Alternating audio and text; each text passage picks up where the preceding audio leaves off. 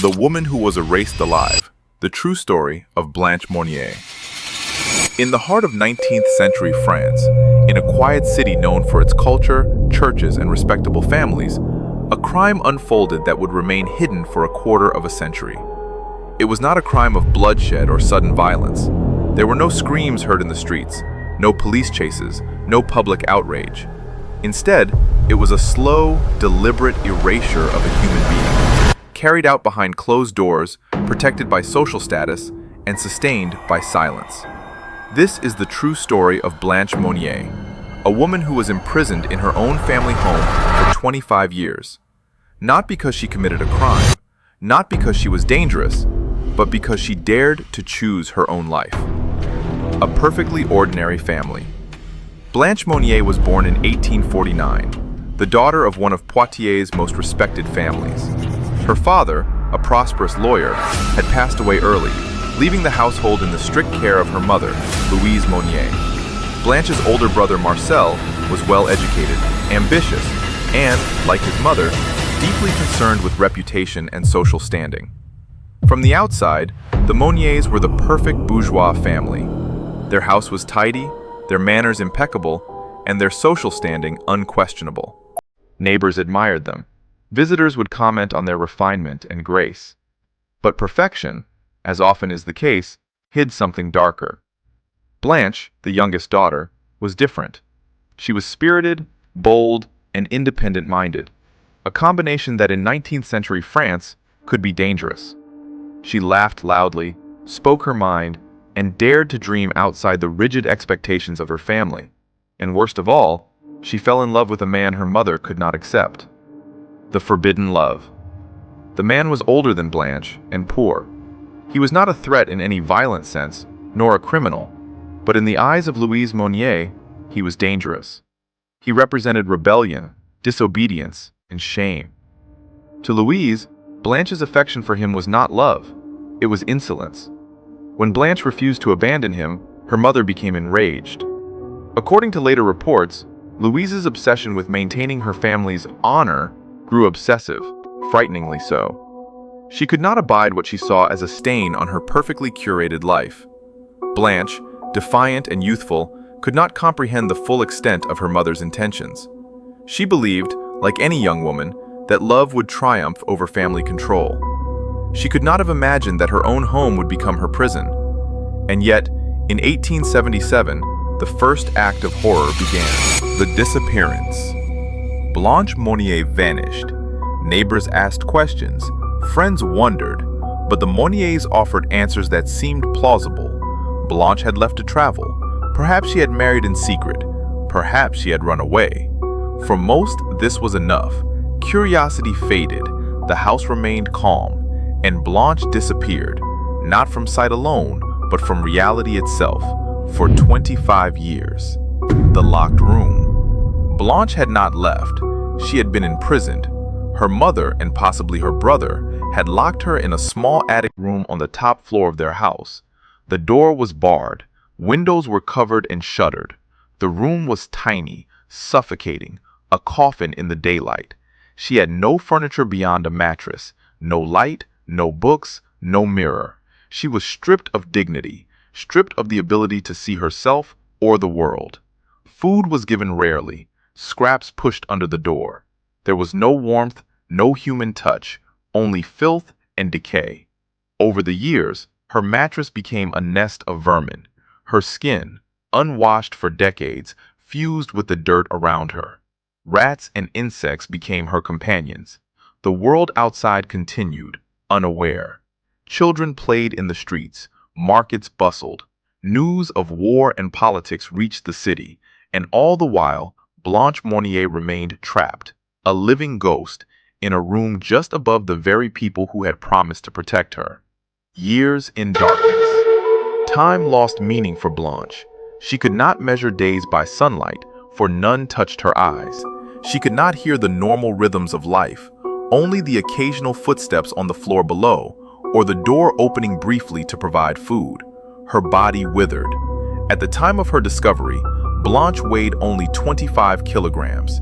She was skeletal, with skin stretched over bones like parchment. Her hair was matted, tangled, and coated in filth. Her eyes, unused to light, were hypersensitive and unseeing. Yet, she survived.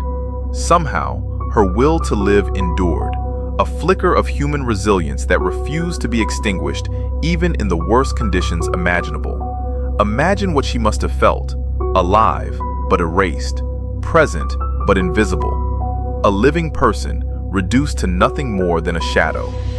A city that never knew. The most terrifying part of Blanche Monnier's story is not her imprisonment, it is the normalcy around it. For 25 years, neighbors passed the Monnier house daily. They observed the same shutters, the same respectable appearances. Officials occasionally visited. Friends of the family came and went. Yet no one noticed, no one suspected, no one acted. This was not the result of complicity, nor criminal intent. It was the result of trust in social respectability. Louise Monnier was pious, elegant, and feared in her own way. Marcel Monnier maintained his social image, silent and compliant. Their word carried weight. And so, a woman could be imprisoned, degraded, and forgotten. Not in a dungeon, not in a remote place, but in a city where she should have been seen and loved. The anonymous letter. In 1901, 25 years after Blanche's disappearance, something extraordinary happened. The French Attorney General received an anonymous letter. It was short, urgent, and chilling. Monsieur Attorney General, I have the honor to inform you of an extraordinary situation.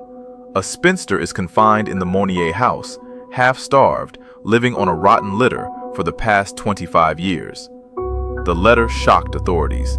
Initially skeptical, they debated the legitimacy of the claim. Could it be a prank? Could it be slander against a respectable family? But the police could not ignore it.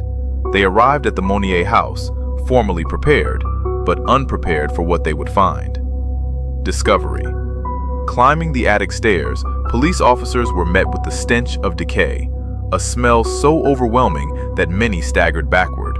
Behind the locked door was a sight they could scarcely believe. Blanche Monnier, alive, but barely.